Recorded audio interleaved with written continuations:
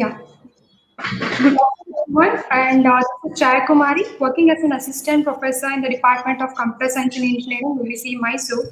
So, I would like to take this opportunity to welcome you all for this online webinar on recent challenges in cybersecurity, which is conducted by the Department of Computer Science and Engineering, UVC Mysore. So, first and foremost, I would like to thank all the participants for showing their interest in attending this webinar, which is conducted by the Department of CSE, UVC Mysore. So before we start with the session, I would like to introduce our today's resource person, so Mr. Rahul R. Mr. Rahul R is a proud alumnus of Vidyavardhaka College of Engineering. He completed his Bachelor of Engineering in Computer Science and Engineering from UBC Mysuru in the year 2015. So he completed his MS in Information Technology with a distinction from Deccan University, Australia in the year 2017. As a student at Vidyavardhaka College of Engineering, he was the part of technical paper team where he secured the second place at national level technical paper presentation and also secured first place in department technical paper presentation. So, as a research assistant at Deccan University, he was leading an initiative with CSIRO and 11 other universities as a Dockers, containers, and Kubernetes. So later, he worked on network engineer as a network engineer in IT Math Solutions, Melbourne, Australia, from November 2016 to August 2017. So currently, he working as a cyber security specialist at KPMG Australia. So Rahul is a cyber specialist in KPMG Australia. Rahul has considerable knowledge and experience within the industry with extensive knowledge of various cyber security frameworks such as ISM, NIST, PCI, DSS, AST, and ISMS. So furthermore, Rahul has considerable experience across various realms such as security architecture, cloud security, risk management, vulnerability management, and organizational security operations. Utilizing these skill sets, Rahul has delivered on behalf of KPMG and KPMG key clients across various industries. Welcome you, sir. Thank you, Chaya. That was a very hearty welcome, and I must say I'm pretty taken away with this. Thank you so much, and good afternoon, everyone over there. So, without wasting any more time, let's just jump into the presentation just to get an understanding of where we are today and what's the future directions for us. So, before we move on with anything else, let's just start off with what is cybersecurity, right? Now, before I go into that, just to give you a heads up of what the presentation is going to cover. So it's going to give you a perspective on cybersecurity. What are the best practices and what do you need to do to address certain issues that you might face, not only in your organizations or even in your personal life, which I will be bringing up later. The other thing is the approach. So what we need to do and where we need to get to and how do we stay safe and secure. And also we'll give you a bottom line approach of what we have done and how this is all going to be reflected in the industries and the services at the end of the day you guys consume, regardless of what it is. It could be as simple as a WhatsApp to anything else, from banking to everything else. Now let's start by defining what cybersecurity is, right? Before we even get into the definition, why do we need security? Why has it become such a big key buzzword in the last recent years? Let's go back in time. How was it before then? What was it in 1940s or 1950s? What was the time? How was it in 1930s? Was there something called as cybersecurity? I don't think so, but why?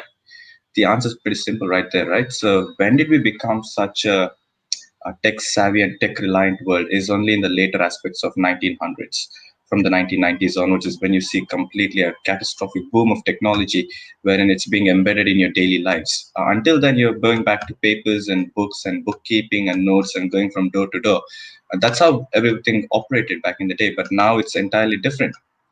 What does that mean? Your information back in the day was only limited to few set of people. Today, it's all over the world thanks to the internet.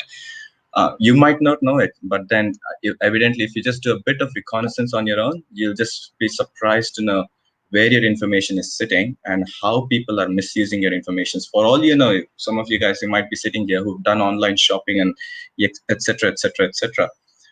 In the dark market, your cards, your credit cards, your bank card details. So if they've been siphoned or if they've been stolen in some way or somehow due to a breach, we'll get to that.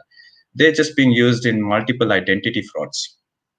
So your identity might be used in some activity which you're not even aware of today, but later down the track you might be aware of it or you might not. You never know. But these are the simple, some of the simple basic risks that you got to think about, because it's, at the end of the day, it's your identity, it's who you are, and you need to uphold all of those in the right aspects. Now, cybersecurity is pretty much, you take a bunch of solutions, a bunch of technologies, you put them together and you make them work in a way wherein they help you keep your data safe. Whatever I mean by safe is data that you can only authorize people to have access to, or only you have access to, and apart from that, nobody else. It's about, think of it as your photos app within your mobile phone. You know that only you have access to your photos. Somebody else might have access to the photos only if you have shared it with them. If not, it's all yours, it's in your little tiny device. Similarly to that as well. So it's all about dictating and governing the rules and principles and using the right technologies in the right aspect, in the right way, to help you keep safe, secure, so that you know that tomorrow you have nothing to worry about, because we are moving into a digital life and into a digital age, right? That's pretty much it, to sum up what cybersecurity is. But if you look at the graph over here, it's OT, physical, and IT. I'll just talk in brief about what OT, physical, and IT security is, and you'll get to see a lot more as we progress. OT security is nothing but your operational technology security. These are securities wherein your rails, your supply chain, such as your navy ships, your railway network, your steam engines, your hydraulic pumps, your dams, and those kind of systems. They all come under the operational technology, aeronautical as well. Like airplanes and everything. They all come under the operational technology, because they're entirely different to the information or the IT that we work on today. Next comes your physical security. It's pretty straightforward. Physical security is about how do you secure in a physical manner. Is it by building walls, or is it by putting barricades, or what is it, right? So that's mainly about physical security. IT security is a bit more broader, because it comprises of both physical security and your information technology as well. You need to consider the technologies in play and the data and in everything else. When we move forward, you'll see the next slides that will make more sense to you. Now, just to give you a snapshot of what's been happening in the past, if you look at the American water supply that was hit pretty bad, they ended up coughing up probably millions. The city council ended up coughing millions in terms of cryptocurrency to the hackers, just so they could unlock the system, so they could supply water to the entire city, so people would have access to water to take a shower, drink, or whatever, right? So that was the impact of it, and that's a perfect example of your operational like technology or OT security. That's pretty much a good example there.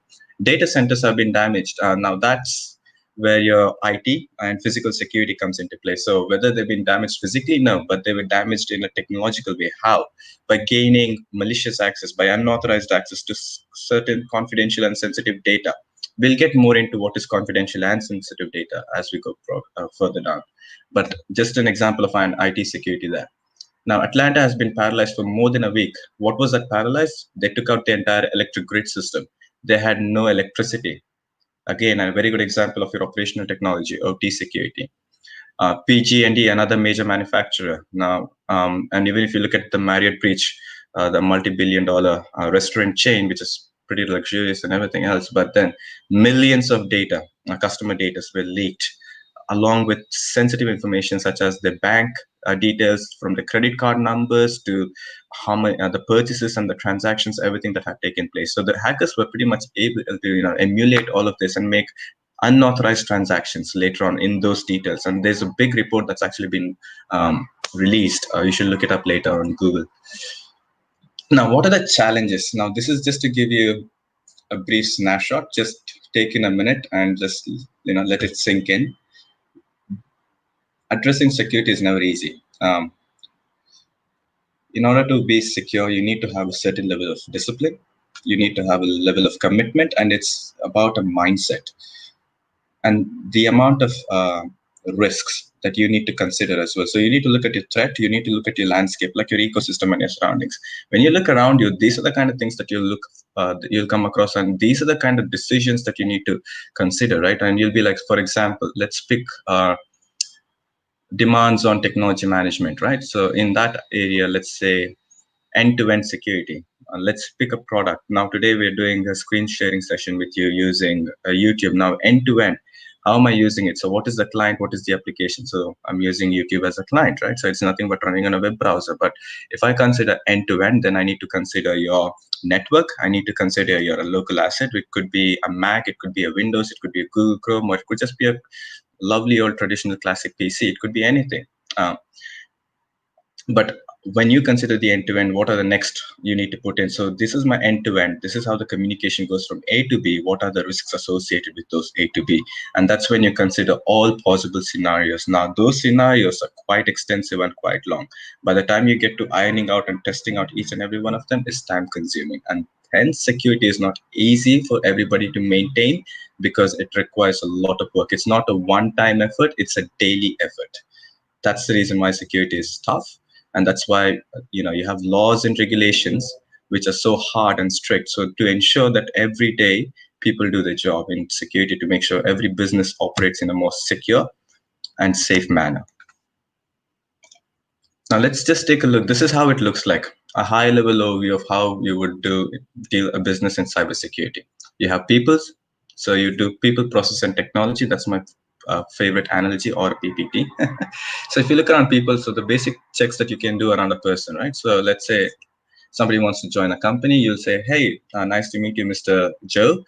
Good. So we'll do a background check on Joe. So we'll ask him for his details around something like passport, show me your bills, show me your bank details, an address proof, a driver's license, stuff like that. And we'll hand it off to the authorities. Maybe the authorities can then do a criminal check and see whether this guy's been reported for something, or anything suspicious or dodgy that comes out. And then you give them the basic training and define the rules and responsibilities. So you basically mold them from the beginning, telling them this is how it is. This is security. This is a mindset. It's an approach. It's a framework. It's not a program that you can take and just type and execute and run with it. It's a lot more to it.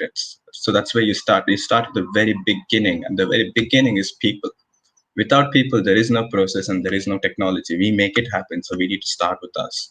So that's where you start. Well, when it comes to process or governance, process is nearly how you manage things, how everything flows in a orderly fashion. Think about it in this way. It's very similar to how you would run a house, or how you'd run a college, or how you'd run an institution.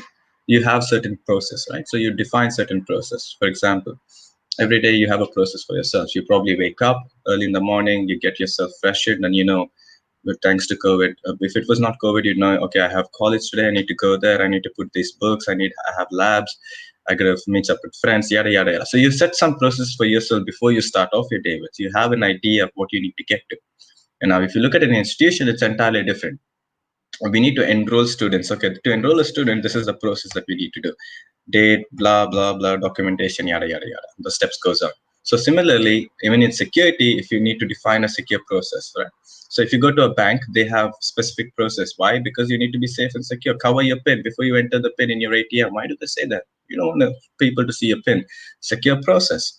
Make sure that documents are all filed and kept in an orderly manner, in a alphabetical ladder, all the structure process. Again, this is where you build in process, policies, and structure and governance to make sure everybody follows certain rules, because if there are rules, there is order, and when there is order, it's easy for you to view things and address things and challenges.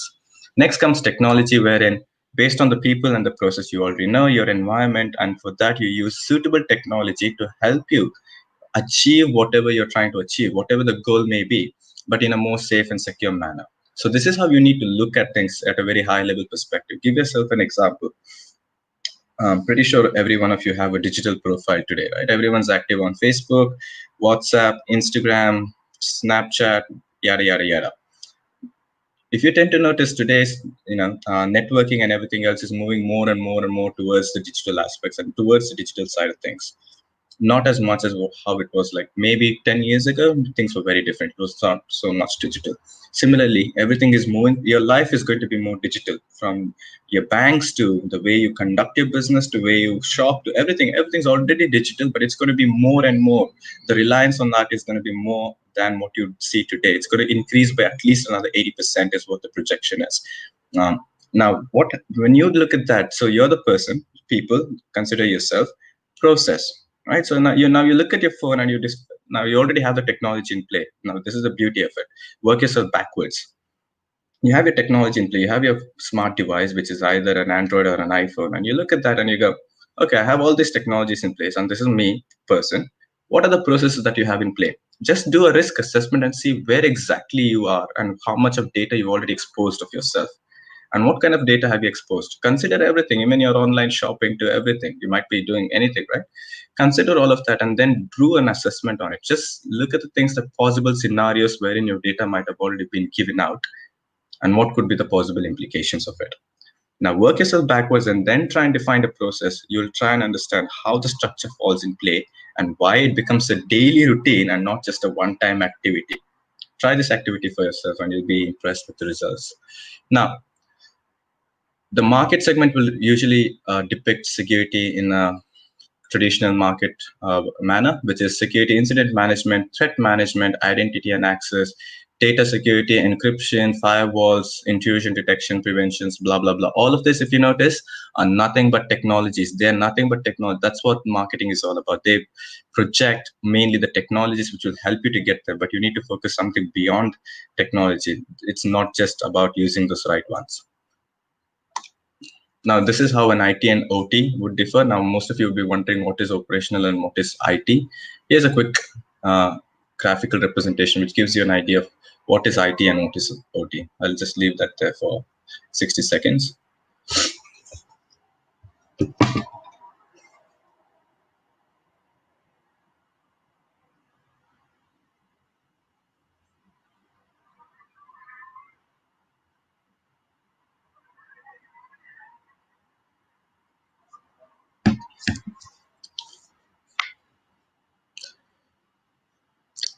So I won't spend too much time explaining what exactly this is, but if you have, if you're curious and if you'd like to know more around this OT and IT differences and what exactly they are, feel free to reach out to Chaya and she'll be able to direct those questions to me.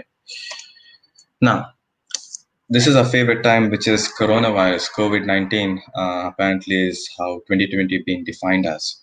Now, what's happened due to COVID is something that I would like to touch. And just to give you an idea in terms of perspective and analytics of why cyber is so important during these times. It's keeping us busy, which means we have a job, but at the same time, we see a lot of risks that's taking place at the same time. Now, there has been a 238% increase in attacks on banks. What banks is where exactly your money is being kept, where your interests and your plans, everything, right? So an increase in attacks on banks signifies an increase in loss of money, which means it's your money at the end of the day. It's maybe insured, but then there are implications. Now you need to wonder where this money is going exactly and what's happening. Usually what happens with these kind of money is it gets distracted and being diverted into a very negative um, for a negative purpose, or let's say a negative agenda, which push back an entire society backwards. And we're seeing this happen in parts of the world already. Um, you can't take this very lightly. This impacts the entire greater good. It's not just about us. It's always about, it's beyond us. 80% of the firms have seen an increase in cyber attacks. That's taking place. There was a statewide attack which was launched by China against Australia very recently, and it took down almost 80% of the business. And Australia had a revenue loss of more than $3 billion in a span of just one day. Cloud-based attacks rose by 630%. Now, we all know how big Microsoft and Amazon are pitching towards the cloud. Google is catching up, and so is IBM. Now, everybody is moving towards cloud computing, which is easier. Not you don't have to worry about hosting the infrastructure and yada yada yada. Carbon footprint, reduce the carbon footprint. Eco-friendly. Everything fits well into the grand scheme of things, but majority of them are suffering because of it. You're seeing services being disrupted. PayPal is a very good example of it. Garmin is a very good example of it. Garmin services have still been down. People are using Garmin smart devices for the health monitoring or whatever, but they still don't have access to it. Phishing attempts. Now, this is my favorite topic because this is the easiest way to phish anybody. It's easiest. This is where probably 85 to 90% of people get fooled very easily. It's as simple as a spam email. Works brilliant all the time. I can't explain that.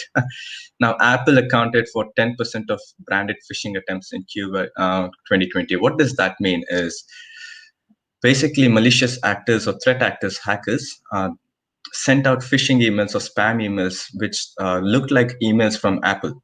But if you looked at the headers and if you looked at the address and the DNS servers and from where they were originating, they had nothing to do with Apple. But you, as an end customer, you wouldn't know the underlying tech. Obviously not. So everybody clicked and they went on to do the standard da da da da da, and they handed out quite a bit of money. Apple was reluctant to disclose it because Apple takes privacy very seriously, and then they refunded it nonetheless. But uh, yes, even Apple could go through it. One of the most secure devices that are out there compared to Windows and Android, it could still be possible. Just to give you a perspective. Ransomware attacks rose by 148%. Garmin is a very, again, a recent attack, which is a very good example of it. There's plenty more that I can go through, but just to understand, ransomware attacks is something wherein you infect the entire systems of an organization and you demand ransom, usually in the form of bitcoins, and which goes up to minimum in millions to billions. Usually starts in millions.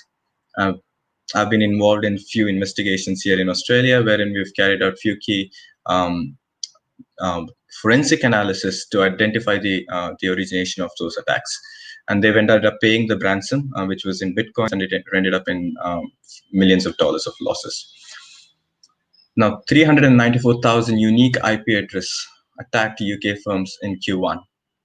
Basically, that was a DOS attack or a distributed denial of service attack, which was aiming to bring down the businesses in UK, which would reluctantly lead in an economic um, performance as well, because they'd lose at least billions and billions of dollars a day, just like Australia.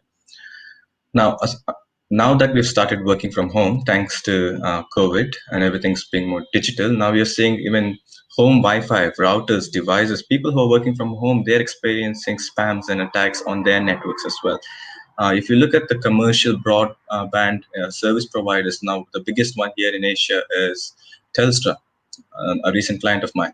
They've experienced at least a spike in 50% in their incident response capabilities. Why? Because majority of them switched to working from home, and given that everybody is working from home and the fear of the virus, everybody is moving more and more towards the digital online platforms, shopping, including the groceries online and everything else. And hackers thought this as an easy medium, because how many of you would have a firewall at your home? Nobody, or maybe less than 1%. I dare say less than 1%. How many of you would even think of having a malware solution or an anti-malware solution on your devices? Again, less than 1%. So this is where hackers think, oh, it's easy. I just perform a simple attack, phishing email, or a man in the middle attack. All I need to know is just capture those confidential details, and then boom, there I go. I can just perform transactions on somebody else. Just to give, that's just one scenario, but there's a lot more you can do from that. Okay. That's just an example. Now, 5% of the coronavirus related domains deemed suspicious, of course, because it's all phishing and spam, which relates back to our previous points that we've spoken about. Now, the visits to hacker websites and forums rose 66% in March. Reason being, people now started to question, how did I get scammed? Who are these scammers? Who are these hackers? What do they do? What is this phishing email? So started this curiosity once they started to lose money. Before that, nah. It's usually the organizations that would face it, but now the dynamics is changing. It's getting to everybody. Now, the average ransomware payment rose by 33%. Right now, look at those figures.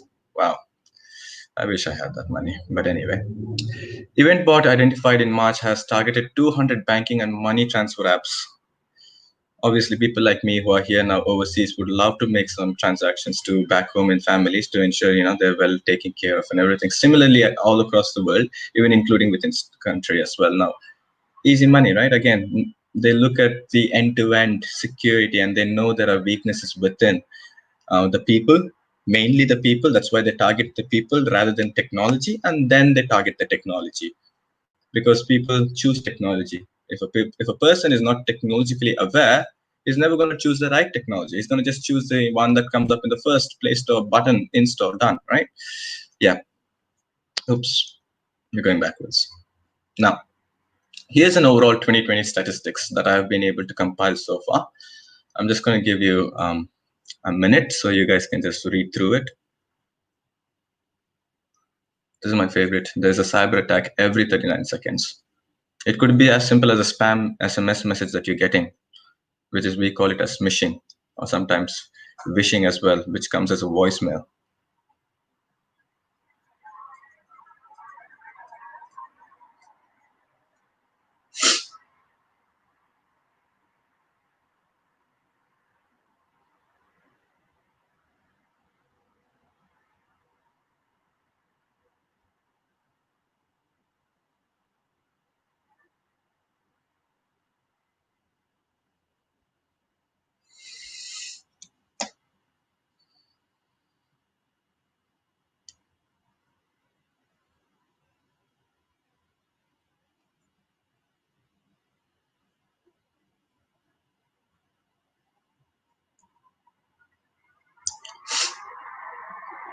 Alrighty, I'll just move along. Now, here's the problem. There's a global shortage of cybersecurity professionals around the world. If you look at some of the forecasts that are being made by Forbes to Google and even to what's the other name? I keep forgetting them. They're pretty big. I'll pass it on later. There's another big entity. If you look at the projection, they're citing an increase of demand by at least 30 to 40% in cybersecurity. So professionals are going to be headhunted just so they can just fish them over to help them keep them secure. And that's how the demand is going right now. And that projection is only for the next 5 years, and it's bound to double or triple in the next 10, 15 years. It's an interesting read. You should have a look. The Financial Times as well. It's a good source. Financially, yes. Now, what's happening is when you're targeting these organizations, bringing down business, causing disruptions, you're effectively taking the money away from the right market, which is the market wherein legally you do transactions and carry out business. Now, what happens there is when you hit some market like that and direct all of their and with either stop the income that comes through or extract the money and direct it in a negative channel, it never serves the greater good. So you're looking at impacts not only in terms of recession to global financial crisis as well. This could lead to that. Just as simple as bringing down a service could, multiple services across the world, coordinated attacks could lead to it, because then the supply and demand would not be met, and then everything would be in chaos. Trust, we don't trust anyone. It's hard to say that, but yes, we don't trust anyone. Not neither do we trust our governments, nor do we trust even our neighbors. So, yeah, in times like this, it's really hard that we build trust, and we need to make an effort to start trusting people. Remember, the principle is always you give and you get something. And in order for you to build trust, you need to demonstrate that you're a trustworthy person or you do things in the right way. There's always a cost. The cost is both physical, mental, and financial, because as I said, security is not a one time thing, right? You don't just lock your door one day and forget for the rest of the year. You lock your door every day before you go to bed. You lock your car every time you leave your car. You lock your vehicle every time you leave your vehicle and you go somewhere. It's not like just once. Similarly, security is the same. Why do you guys have screen locks on your phones? Everybody does, I'm sure. But and you unlock it every single time, right? But why do you have the screen lock? Ask yourself that question. As I said, so security is not a one-time thing; it's a daily thing. It's a repetitive process. Availability. Now, if you look at the hackers who are out there, they use malwares and ransomwares. Now, the variety of them that are coming out is insane. It's like 300,000 samples easily per day. And to match the demand for a malware solution to keep up with those challenges and those exploits, it's hard even for the vendor or for the firms that are providing those service. Now, the availability of the exploitation tools are becoming more and more easy for these guys who want to cause all this trouble. So the troublemakers are getting easy access to tools, but then the ones who want to actually protect them are not getting those right tools. So there's a clear misbalance which are taking place today. Not to mention time. The hackers, they have all the time in the world. They can prepare for years and months and time for, they can go on and on about it. But when you're on the defensive side of things, when you're making sure you want to stay safe, you don't have time. You just have to keep going every now and then. You have to go with the flow. So that's a key difference that you need to identify there. Now, here are the top 5 malwares for 2020. I'm I'm assuming that most of you are familiar with what a ransomware, virus, or an adware, phishing emails, and spywares are. So I won't dive into explaining what they are or any more details. But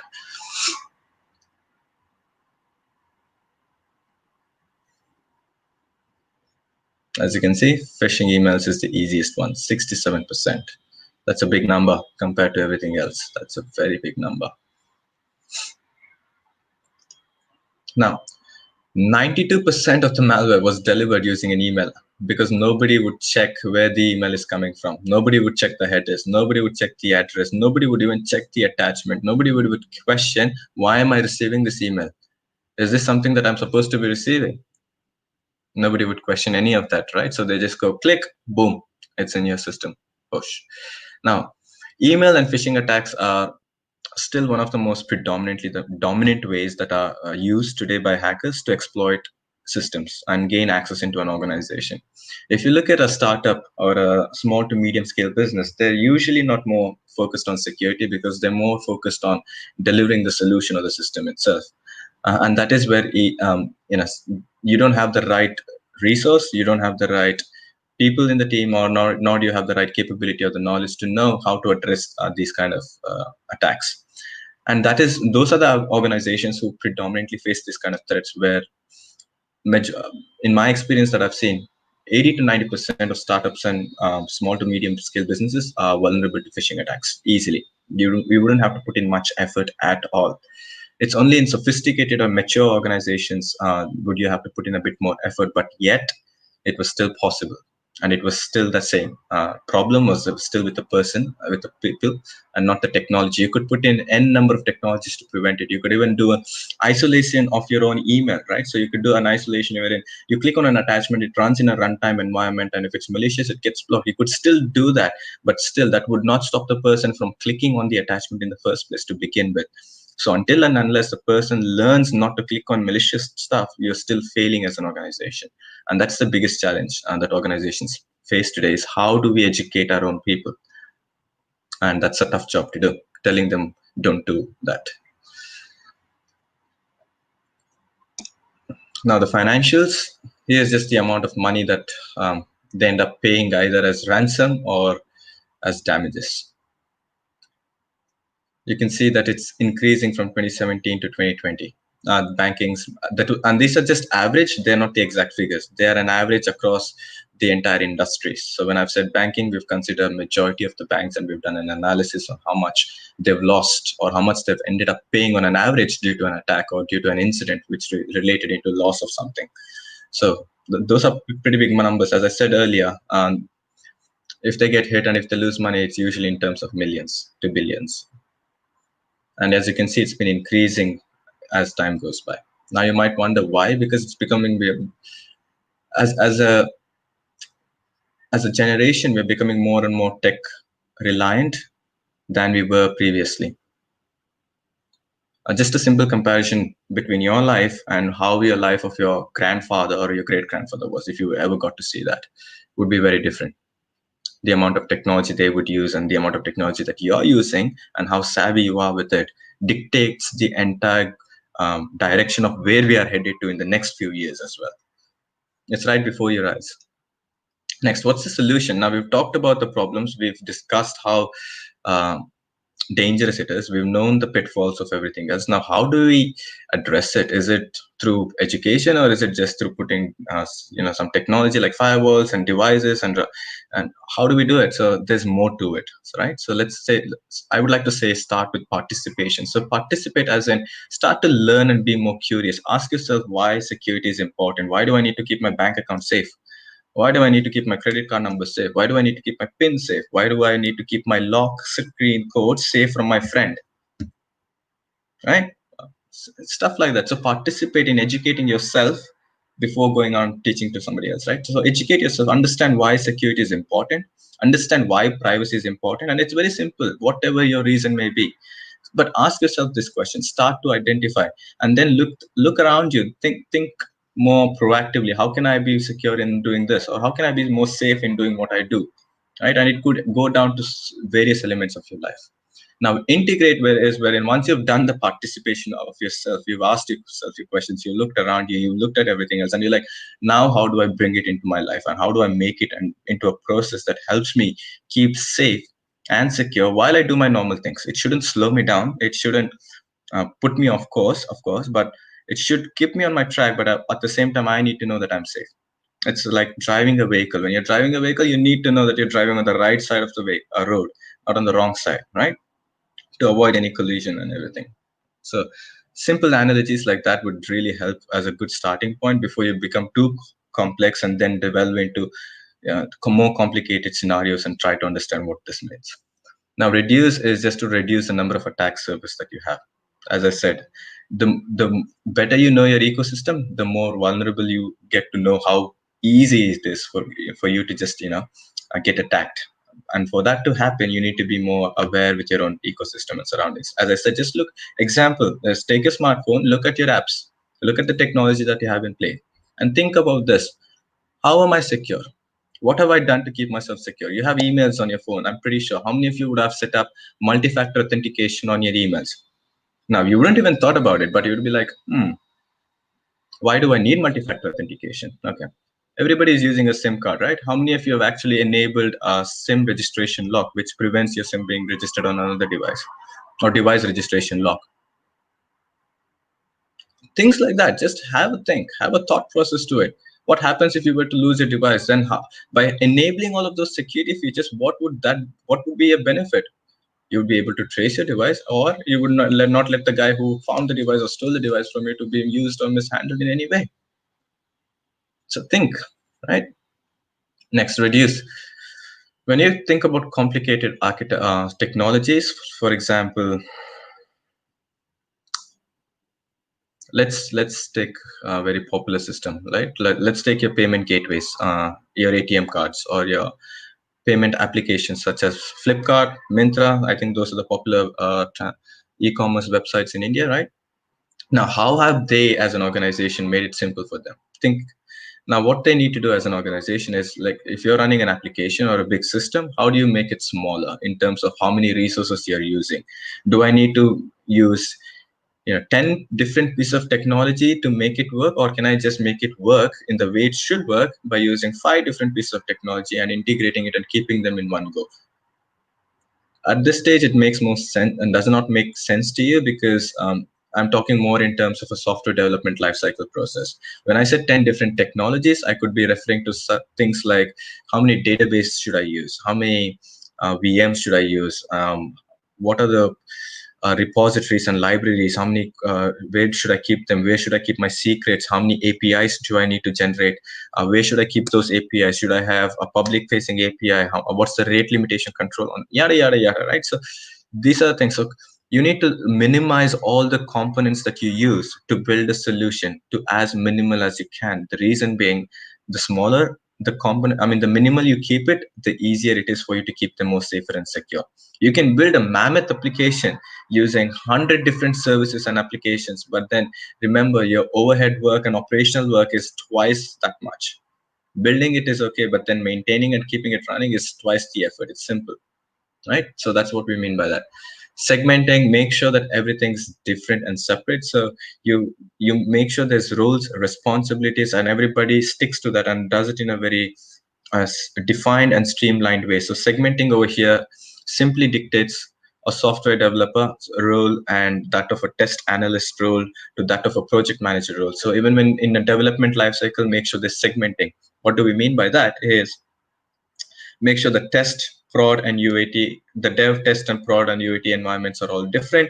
Make sure there is no flow and contamination of data from one environment to the other, because that can screw up your entire test cases, and that could screw up your sprints, and then those delays and so on and so forth. So that's why segmenting is important.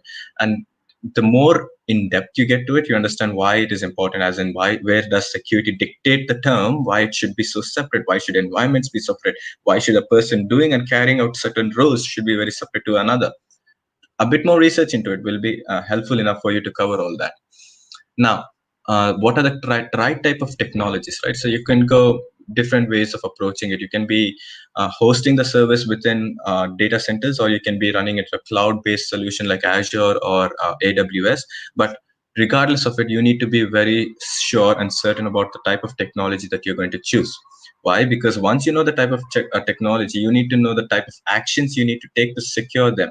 If not, that's going to lead into malicious actors to exploit and hack the service. For example, you could pretty much easily be running a HP server, ILO 4.0 in a data center. But if you've not patched it, and if you're managing the entire server on your own, it's easy for me to run a HP ProLine exploit on it, and then get a root admin and add an admin, and then get anything else from that, right? So, and that means I'm already in the organization's network, just to give an example.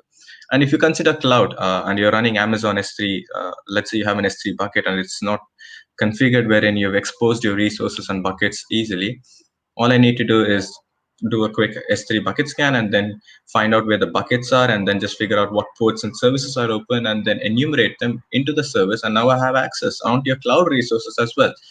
Once I have access, it's pretty much before I steal your data and sell it off to somebody else, or just mess around and completely shut you guys down and bring in on your business. So this is where you need to know the right technology, and you need to leverage the right technology and understand where your requirements are and what you need, and you need to plan for the future, because that is when you make the right decision on choosing the right technology. Now, you can have you can go on a spending spree, and you can purchase all this fancy stuff like next generation technology, next generation firewall, signatureless malware solutions, reverse proxies, cut stream proxies, etc., etc., etc. But if you drop if they don't, if they're complicating your scenario, and if they're complicating the entire project and your environment, and they're not, and you're spending excess amount of money just to address security and governance, that's still not the right way to do it. You need not spend exorbitant amount of money, and you need not have all the fancy latest emerging tech just to remain safe. There are ways you can still leverage your existing tech, and choosing the right tools to keep yourself safe and secure. And that's something that everybody needs to be mindful of. It's not always investing in for them something new which is better. It's also about utilizing what's already there to keep ourselves more safe and sufficient. Now, integration and automation has played a big process. Everybody's familiar, I think, by now with robotic process automation, RPAs, RPS, and RPFs. We've seen a lot of it being driven by Google and IBM of late, especially here in the Australian market. We've seen a spike in automation since 2018. Now, what does that mean is most of your regular activities can be now automated, which means that minimizes the space for human error. What do I mean by that? Is very simple. Example is let's say you call your service provider, which could be Vodafone or Airtel or Geo, and you want to say, I'm not getting good network. I need to raise an issue with you guys, and I'm not really happy. So the automation over there is, oh, if you have a problem with this, press 1. If you want to pay a bill, press 2. If you want to do this, press 3. Previously, you would have a person taking up the call and then directing you to the right person, and then the person would not understand what you need, would probably direct you to some other person, right? Just a very vague and high level example. But now how RPAs improved it is, you give the options, they give you a specific option, you choose the option, it goes to the right teller, and sometimes you don't even have to go to the teller, you can just figure it out yourself. Things are being more efficient that way. So they're trying to minimize human error in every way as possible. And even in terms of your development and life cycle, try to automate your coding, and automation that you bring into your secure life cycle development, the most the error to put it this way, the opportunity for you to create an error within your development lifecycle minimizes by a big percent. It goes at least by 40%, and that throughput is much faster as well. That's the other thing. Participation, as I said, educate yourself. Now it's always important that you educate yourself and everybody else within the organization, because security is not just one person's or a team's responsibility. It's everybody's responsibility. Because it's easy for me to say, hey, I didn't click the email, you clicked the email, you were the one who downloaded that .exe attachment, and you're the one who let it run on your system. So you were the one who caused the issue. I could always play the game, but then this is where we need to identify, right? So security is always a mindset. It's cultural, and it's an attitude that you need to bring forward. And this is where you'll see majority of the organization always talk about security as a cultural thing and as an organizational culture. And this is the track culture, and this is what we practice. So things like keeping your screens safe, keeping your desks clean, making sure there's no information out there like sticky notes, like passwords stuck on tables and system screens or anything, and not leaving your screen unattended where someone else can come and do any activity. Making sure your passwords are complex and you keep changing your password. So this is where you educate people, try and explain to them why it is important. For example, if your email was somehow compromised, right, and if you've never changed your password, remember, a hacker will still have access to that.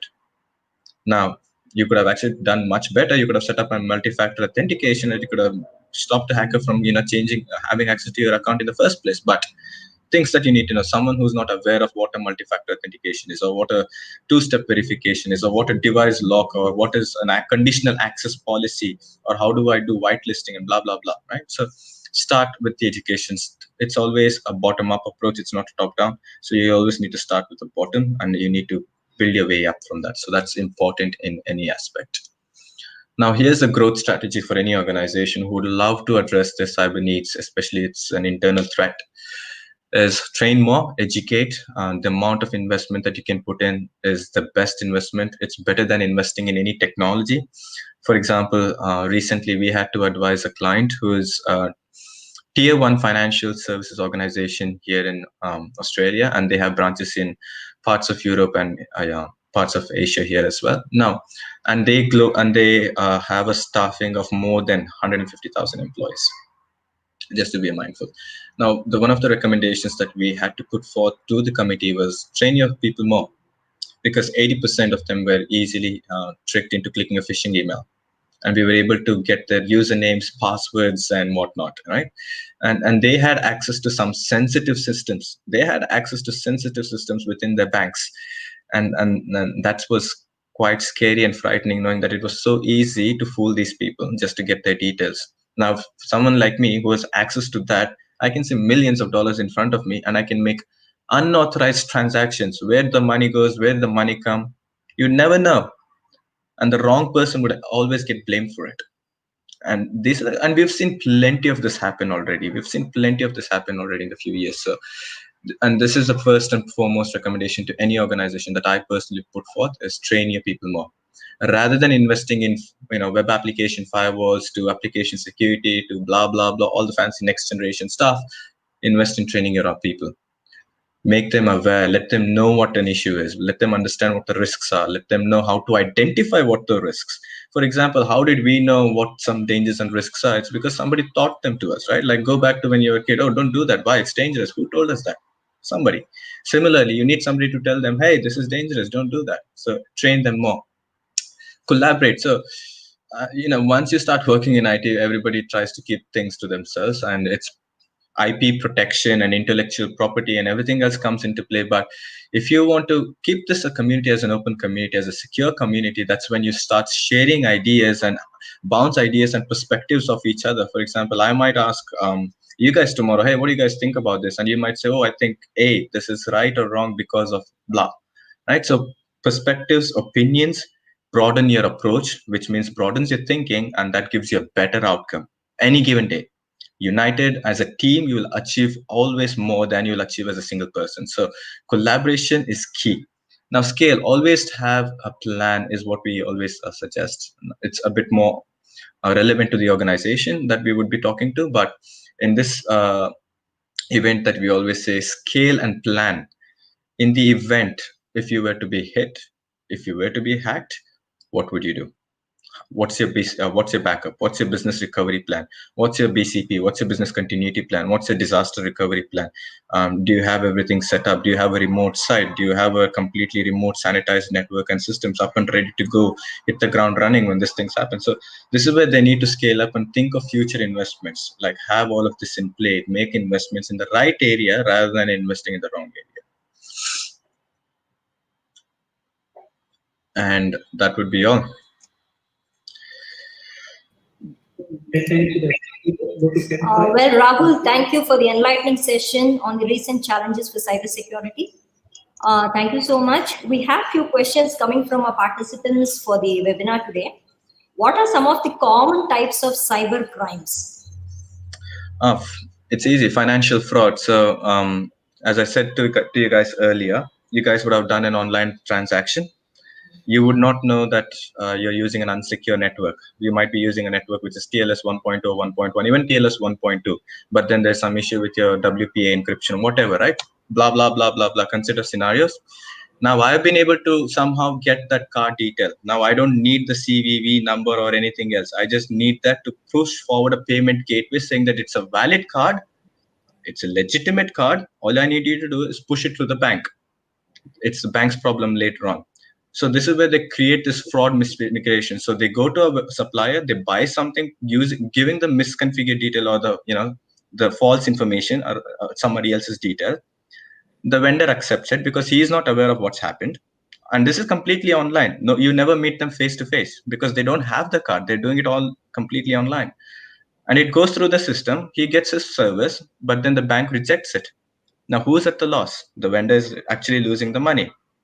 And the bank is also losing the money. Why? The bank makes a commission on both the purchase and the transaction. So financial fraud is a big one. And we are talking about small things, but think of in millions of dollars, how money laundering is taking place. Where is this money coming from? Especially with cryptocurrencies and Bitcoins, it's so hard to trace. Billions and billions of dollars have been just shipped off internationally, but nothing, and nobody has any clue to trace them. No one has any clues to trace them. So trillions of dollars are hiding in places. That's the biggest impact because of cybersecurity. If that money was available, you could address so many bigger problems in this world today. Okay. Some of the reference material, including the books which you can have on the practical approaches for cybersecurity, your view? So again, as I said to you guys, it begins from where you start. There are multiple avenues and streams and paths that you can choose as a career in a career perspective. So as I said, let me give you a very high level overview. So you can either be a red teaming specialist. What do I mean by red teaming specialist is wherein you try to socially hack people, socially engineer them. Like for me, I'm a red teamer. I can convince anyone of anything in few minutes of time. It's that simple. And I've done it with people. I've said, I work for you guys. I'm going to come in with you. Let's go have a coffee. And I've gained access into the building. And they believe me. So you can do red teaming, you can do blue teaming, which is being a cybersecurity analyst, or you can become completely pen testing. So things that you need to start with is cybersecurity fundamentals, or CSSX. That's a book called Cybersecurity Fundamentals. I will look into that. Anything that is a good read is on ISACA, ISACA, ISACA. They're a very good forum. Try and look into some of the frameworks and methodologies where you need to begin with. The best place, what I would suggest, is start with CompTIA Security Plus, which is a fundamental approach to IT security. So that is where you need to build up, understand everything from the fundamentals and basics, and then scale up to where you want to go to. Okay. And what are your tips for protecting against identity thefts? So that's a very good question. So it depends on what you're using. So for example, today, if you're having your email, so your email is inadvertently attached to your phone number. You need to have your phone number now. Back in the day, you didn't need to have a phone number to get an email account. Try doing it now. It requires a phone number. So if you have your email, ensure that you have a complex password.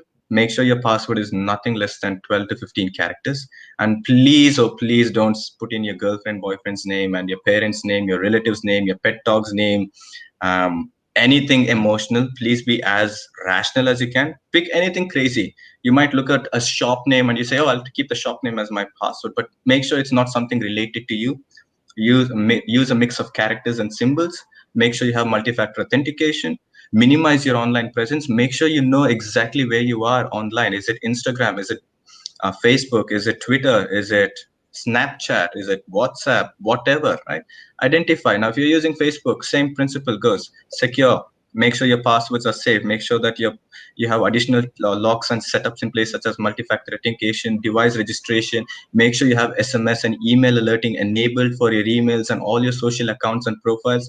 In case if somebody in Russia is trying to log in as, I don't know, Rahul, I get an alert saying that, oh, are you in Russia? I'll be like, no, hell no, block this guy, right? Things like that. So if you have a bank app, make sure all of these are in play.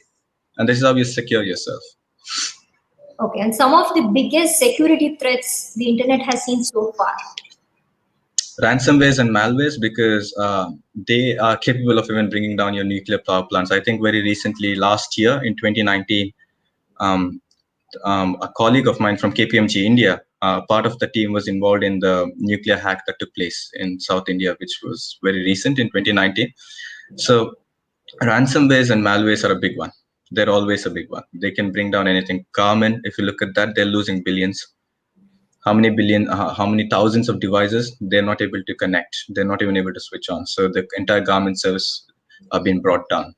So Garmin is not only into smartwatches, they're into maps, navigation, to a whole lot of stuff. So they're losing a lot of money on multiple fronts. One more thing, the cyber risk which is ongoing, how do we overcome with respect to third-party vendors? Those of the cyber risks that are that usually arise from third-party vendors. So this is where we need to focus on our procurement, and we need to do third-party risk assessment. So we need to manage who our vendors are, and we need to make sure that do we need 100 vendors, or can we just limit them to 10 or 20? Now, if I'm putting into limit of 10 or 20 vendors, are they meeting all these criteria? Are they ISO 27001? Do they have a security policy? Do they have? So you perform your background check. Now, one of the key things that you need to be aware of is that when you're engaging third-party vendors, you ensure as a customer, you always transfer your risk onto your vendor, because that is known as risk transference. So tomorrow, if anything happens, it's the vendor who is going to be liable and responsible for it, and not you. There is going to be a damage to you. Of course, you're going to be one way or the other, evidently you're going to be impacted, but then you minimize the impact. It's rather than having it at number 10, you make it at least 1. So you make sure that you know who your vendors are, you do your due diligence, pick the right vendors. It's like buying a house. You check with multiple people. Hey, is this area okay? Or is this bank okay? How is the loan? Blah, blah, blah. So you do your checks, you do everything else. So this same process with your vendor, right vendor, how's the service, how's the quality, are this, do they have standards, do they have laws, blah, blah, blah. You do that, you minimize your vendors, you put in the vendors, and when you're negotiating with the vendor, you make sure in legal and contractual terms, you say, this is not what we are liable for, and this is what you are liable for. You make it explicit, you transfer the risk to the vendor, and you minimize yourself as much as you can. That is how you handle threat management with third-party vendors.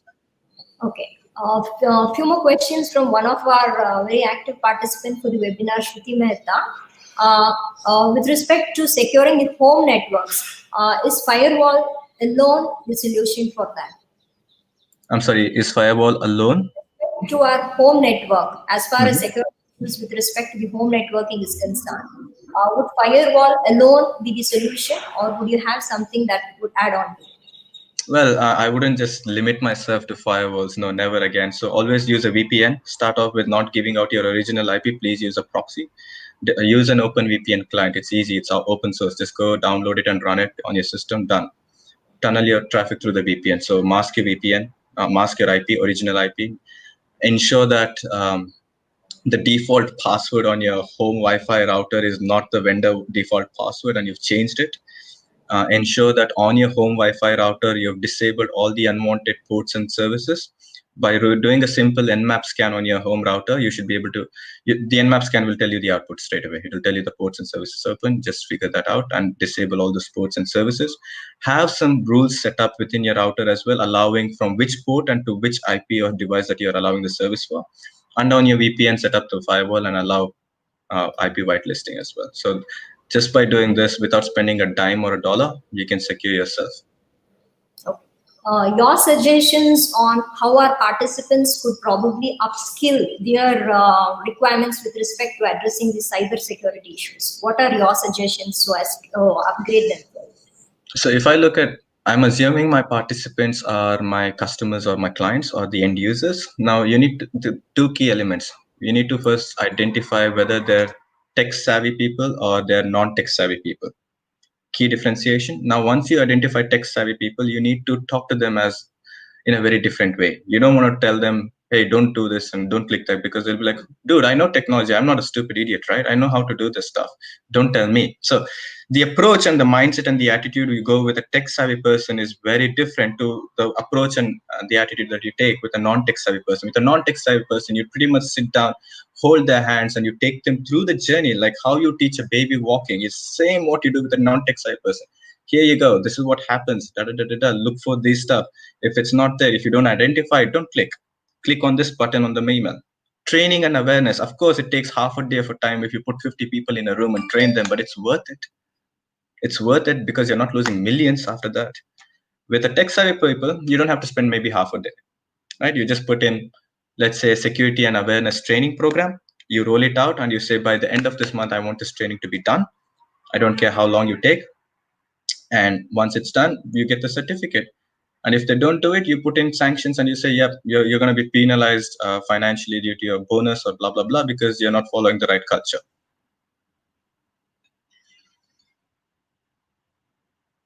You're on mute. I'm sorry, I can't hear you.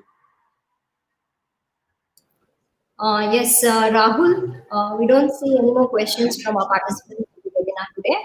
On behalf of the entire Department of Computer Science and Engineering, I would like to extend our heartfelt thanks to you for sparing your precious time to be with us for today's webinar. A highly enlightening session was it today. Thank you so much, Rahul. Thank you for this opportunity, and it was pleasure meeting everyone. Thank you again. Okay. I also take this opportunity to thank our beloved HOD, Dr. Ravi Kumar, Principal, Dr. B. Sadashivegowda, our management for having extended their full-fledged support in the conduction of such event. Thank you so much. Thank you all our participants. Thank you one and all. Thank you. See you, Ravi.